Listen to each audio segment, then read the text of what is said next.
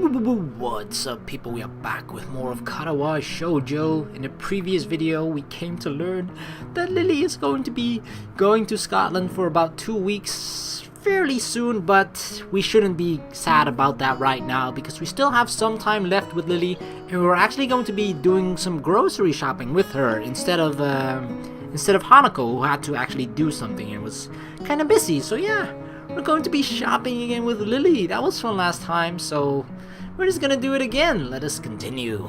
Wrangling with a particularly complicated math problem has caused me to be a little bit late for my meeting with Lilly. Only a couple of minutes, but enough to make me step smartly out into the courtyard and to the school gate. I make a right turn and start my way towards the small town below, leaving a few students turning the other way to the bus station. I slip my right hand into my pocket as I walk in the orange sunlight of dusk. Thankfully, the sweltering summer's heat started to die down, making way for a pleasant, cool breeze. When I stretch my hands high above my head, a familiar figure takes form, cane in her right hand. Ah, Lilly! She stops and turns around, swiveling her head slightly to try and work out exactly where the voice came from. Hey, it's me! I quickly catch up to her, coming in beside her and matching her slow pace as we resume walking. Oh no, Lilly probably just assumed like, oh, Hanako isn't coming, I'll be going on my way alone. We're not gonna do that to you, Lilly. Of course not, I'm sorry that we're late. Good afternoon, Hisao. Hi there. I glance up at the sky. A distinct tinge of orange discolors the clouds, washing the footpath in its light. Long shadows from the trees fall across the wide road down the hill. So, Hisao, what brings you here? Just going to town to grab some groceries. Hanako sent me. Hanako sent you? Yeah, she said she needed to study for a test tomorrow. I was going to come down anyway, so I'll just buy her stuff as well. Unspoken is that Lilly really could use some help to get food, and it's an obvious fact that neither of us needs to state. It's good to hear she's studying for it. I thought the same thing when she asked me to come with you. We continue walking down the street, the familiar sound of her cane echoing through the air as we go, except for the occasional passing car and the leaves whispering in the branches. There's a blissful silence. Thank God, I can finally relax for the first time today. It really feels so different compared to the Rin route. Like, in the Rin route there were a lot of silences, but I feel like they were a lot of like awkward and uncomfortable silences. Whereas with Lilly, there are occasionally quite a few silences, but they're always comfortable silences, I feel. I glance over at Lilly. The porcelain face of hers never seemed to lack that air of relaxed confidence. I guess the same could be said of her personality too. As she silently walks, her face remaining pointed to the street ahead of her, I look ahead and savor the cool air blowing over my face. This is probably the calmest moment I've had since the about face my life took so recently. To have it while walking to get some groceries. What a weird life. I feel the crumpled up note rubbing against my hand in my pocket and pull it out to check its contents. Let's see here. Eggs, bread, cereal, thyme, lettuce, shaved ham. That sounds like quite a bit to carry back along with your own. Yeah, just how much does this girl eat anyway? My mind suddenly clicks that, yes, there actually is a person beside me. Wait, I mean... She laughs wholeheartedly. My, Hisao. Her giggles punctuate her words, though she's making little effort to suppress them. Quite direct today, aren't we? Yeah, you got me there. Still, it is quite a bit. Usually, I go shopping with Hanako, so I know what she buys. It's the same thing every week. Huh, is she a good cook? She gives a nervous giggle, probably a no. it's usually me who ends up cooking. I used to do so for Akira, so it's no problem doing it for Hanako as well. Wow, she can cook? You can cook? But... A short hum with an amused lilt emanates from beside me.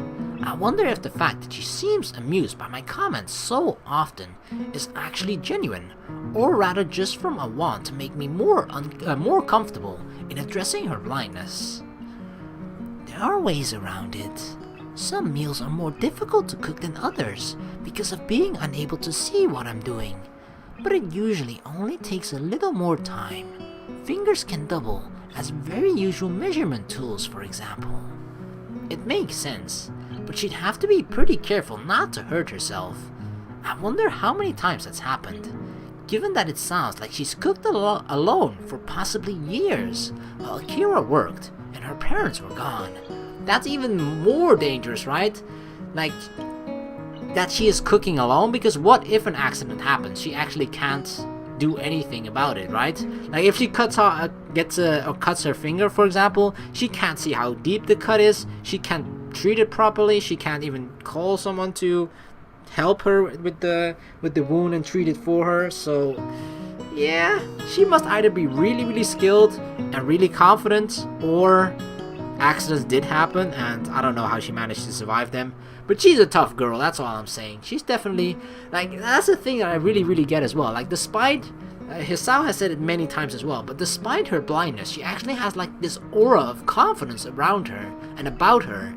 Whereas, for example, if I were blind, I think I would be really, like, hesitant and kind of scared to do certain things almost. Mainly because I'm probably used to seeing, and therefore being blind would be really difficult for me to adjust to. But still, like, it's this kind of strange combination where you feel like you're almost limited, but that doesn't stop her from actually, exuding this confidence. And that's really awesome. With that, the conversation trails off. Compared to the awkward silences of Hanako, Lilly seems genuinely content to say what she thinks and stay quiet when there's nothing to say. The slick road under my feet is bathed in an orange glow, the occasional fallen leaf crunching underfoot as we walk. I let out a deep yawn, my lack of sleep coming back to haunt me. Did you not get much sleep last night? I couldn't sleep at all for the last 2 nights. Probably insomnia. Lily's face suddenly becomes worried. It feels like a personal failure every time she gets worried about my well-being, even if it's genuinely nice to know someone cares. You have insomnia? Aren't you going to see the nurse about it? Nah, no real need. It's happened before a few times.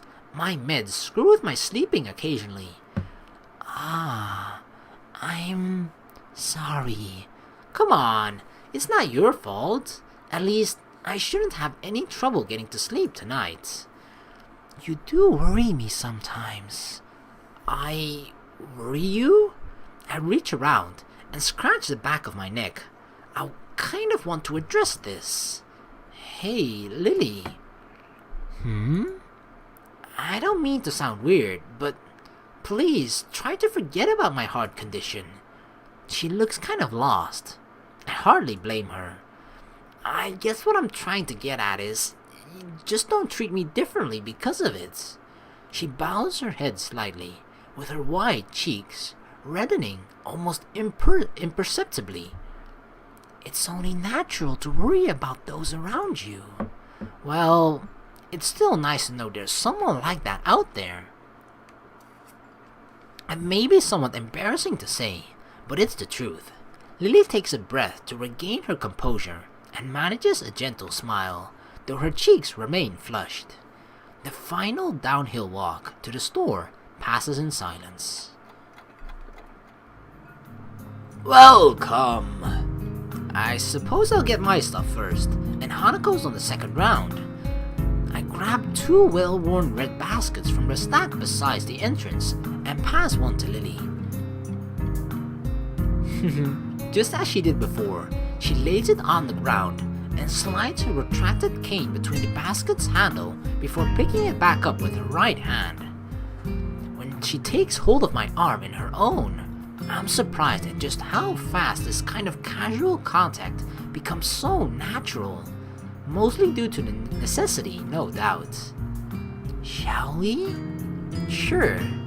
While we navigate around the store, the odd person occasionally passing us pays us no heed at all.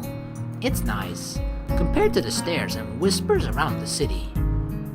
As we reach each aisle, I quickly check with Lilly what she needs and grab it along with what I want, putting our items into their respective baskets. It's an odd feeling to be dependent on so much for something so basic as shopping. Hanako would be practically a necessity for her to pick out what she wants after all.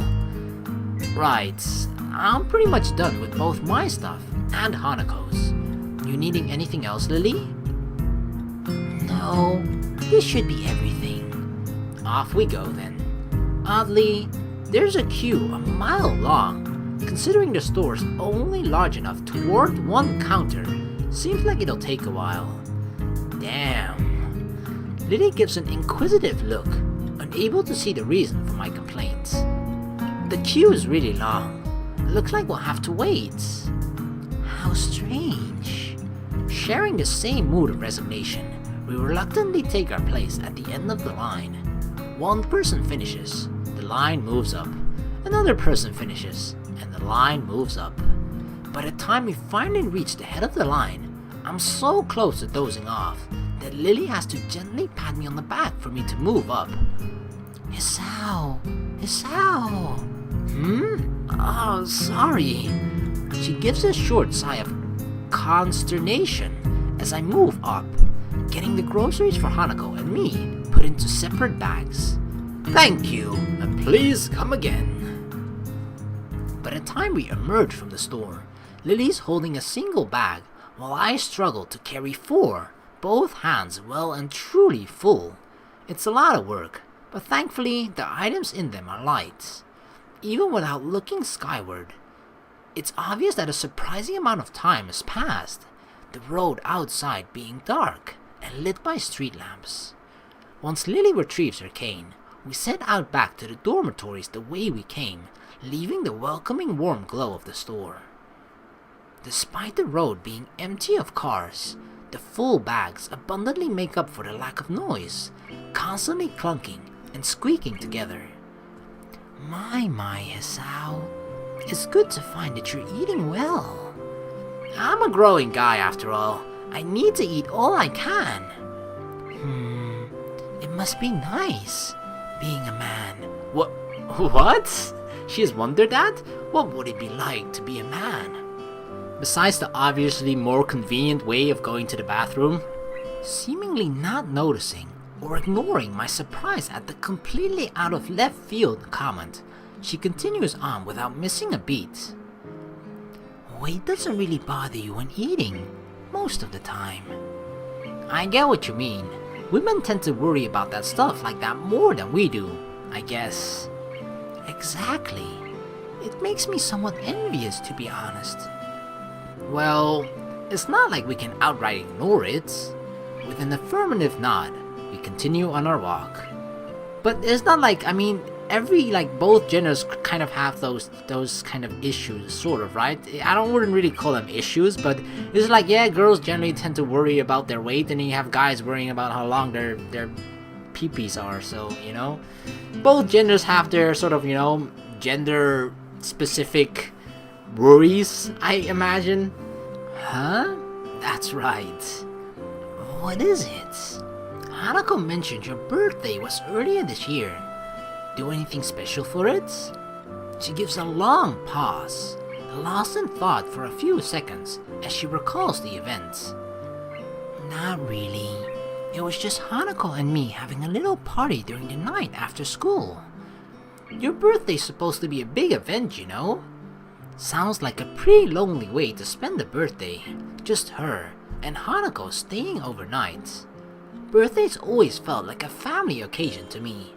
There was a time when, in spite of their full-time jobs, both my parents would still make an effort to be there for the day, or at least have a party, or at least for a party beforehand. A It reminds me of how Lily mentioned she hadn't seen her family in such a long time, and even ended up moving away from Akira's house afterwards. But I guess it's the same in situations as mundane as these.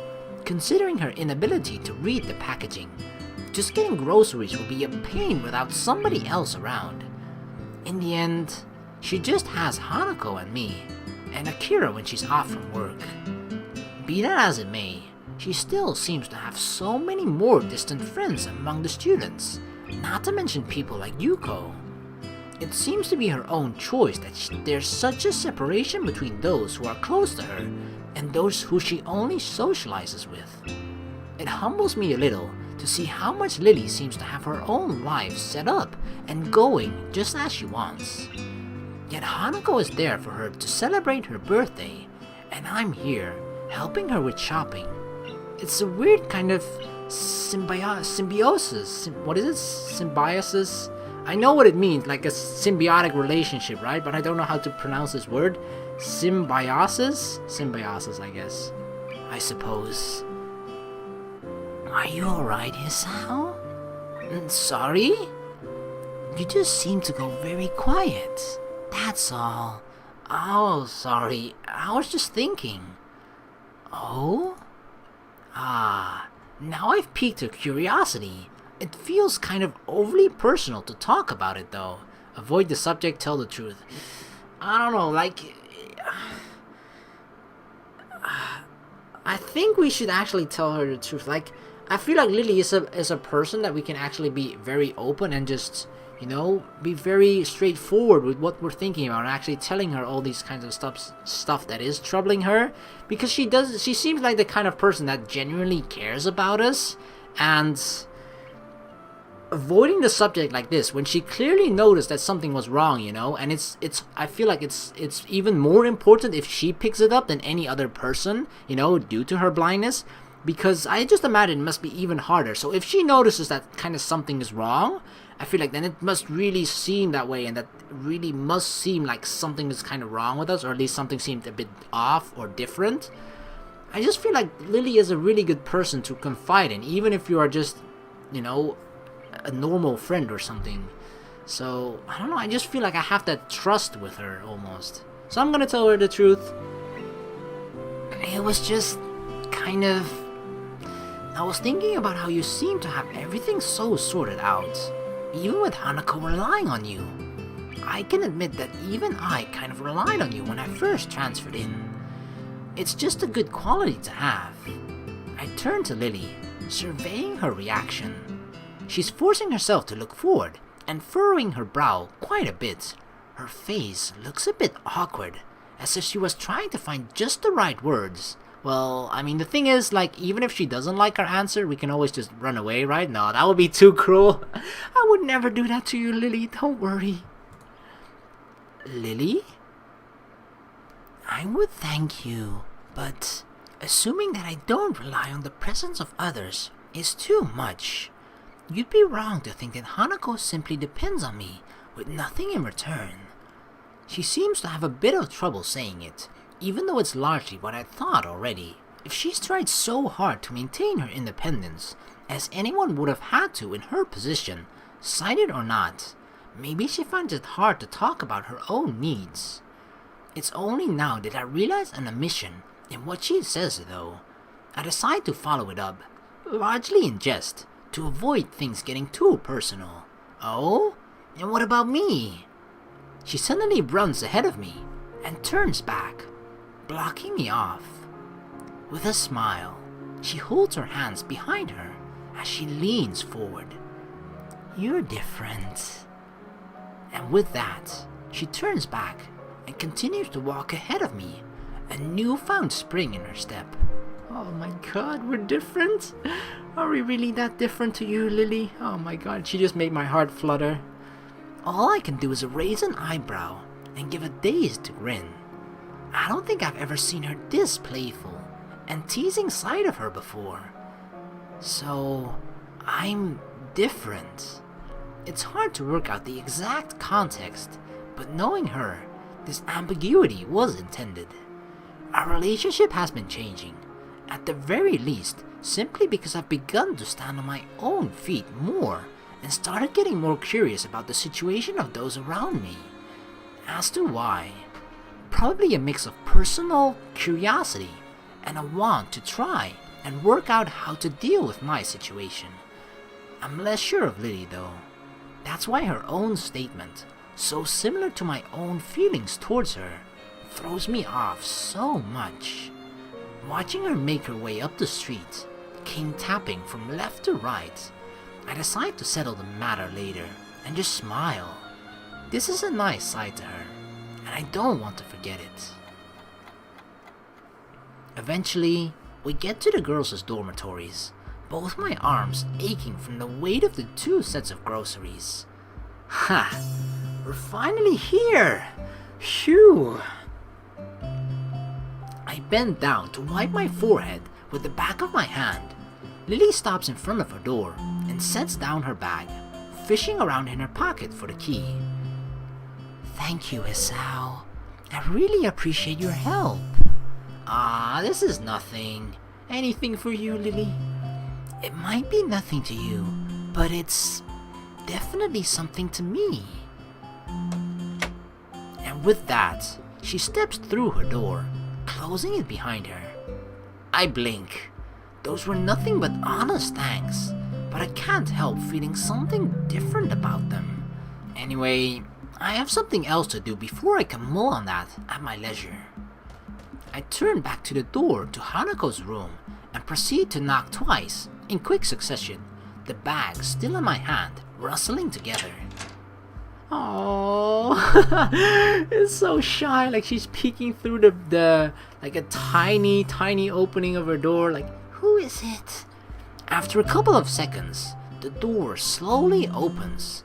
If one weren't looking closely, they could be forgiven for thinking it hadn't moved at all.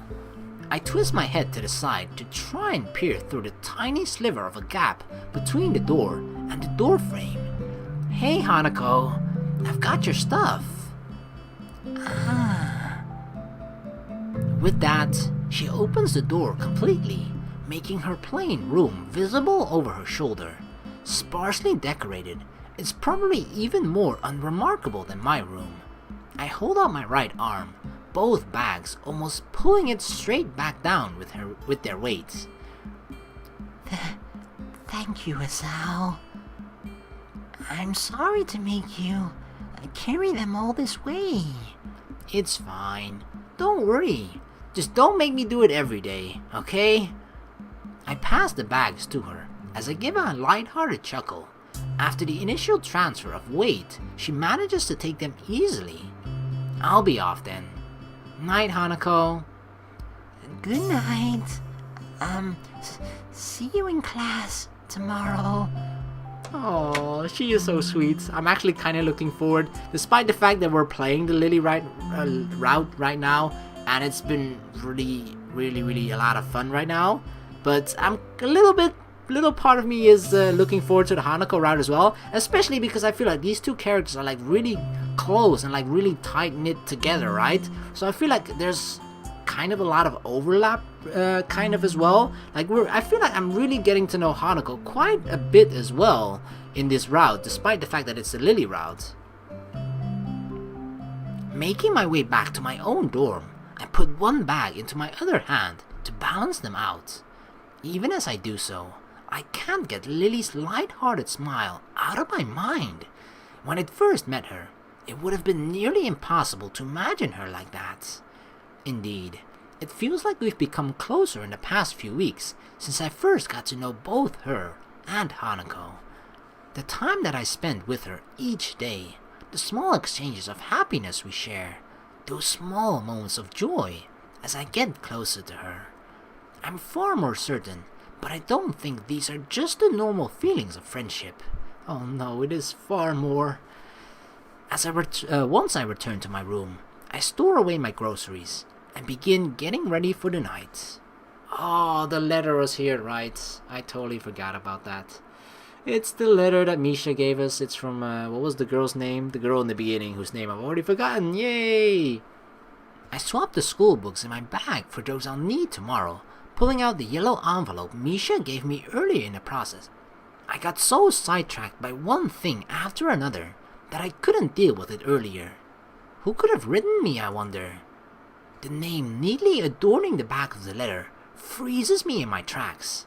It's been so long since I've seen her writing. There's little chance I could have identified it as hers otherwise. Iwanako. Why should she have written me? I can't think of any good reason for her to do this. I almost don't open the letter, but there'd be little point to do that. If I just left it alone, its mere existence would gnaw at me until I did something about it. Like, I really like this aspect of it. Like, you can just by the whole way of how Hisao is shaped by the route that he is in. Like in this one, it really feels like Hisao is getting a grips of what is going on around him. He's really accepted what his surroundings, the people he has surrounded himself with, and just him as a person, he accepted himself as well, the way that he is right now. And therefore, this letter is like, oh yeah, oh wait, I got a letter, alright, let me just read it. Whereas before, during the Emmy and the Rin route, it was kind of more like, oh my god, I got this letter, and then he immediately read it, and it kind of worried him, the fact that he got the letter, and then he was like really eager to try and read it, because I feel like part of him wasn't that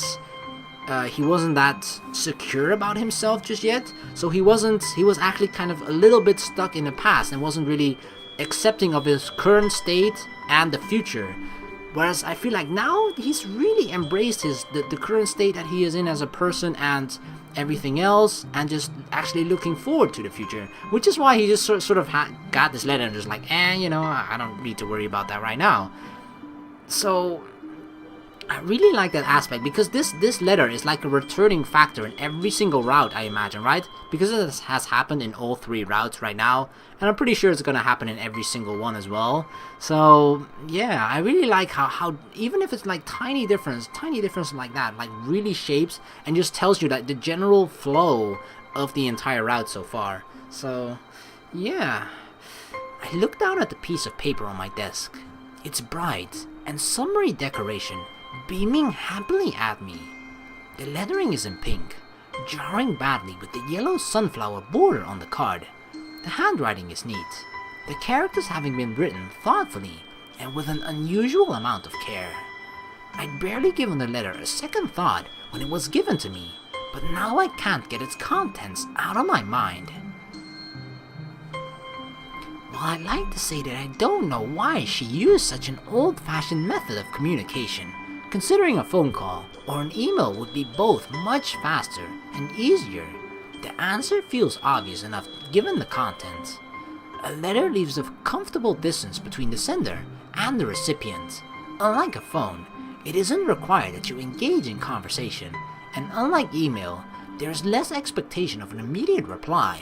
Statements such as, the 3rd year seems to be very anxious about the final exams, and it's so weird to think that we're already seniors, isn't it? Are just small talk. Small talk that could have been achieved by simply replying to any of the messages I'd sent her while in the hospital. The ending, though, is the true reason she sent this. The last couple of lines added almost an afterthought. I wonder if we will meet again. Perhaps it's for the best if we don't. It's a statement that should hurt. I've always heard breakups are nasty stuff, but it feels like this is simply a reaffirmation of what we both already knew instead. It's the preceding text, no more than small talk, that makes me feel most uneasy. I can't figure out why, no matter how long I sit here and look down at this bright and summery piece of paper. If you would like to correspond with me, then by all means write me back. It's plainly obvious that this is not the type of letter to be replied to. In the end, this letter is no more than a simple abdication of responsibility, a final statement to reassure herself that our relationship is over. As such, I find that I have little problem in scrunching the letter and envelope into a ball and tossing it into the waste bin, ridding myself of its existence. I go to bed with mixed feelings, cheating out of a pleasant evening by this intruder from the past. Ironically, it takes a while before it can manage to sleep. Oh my god, that was actually such a...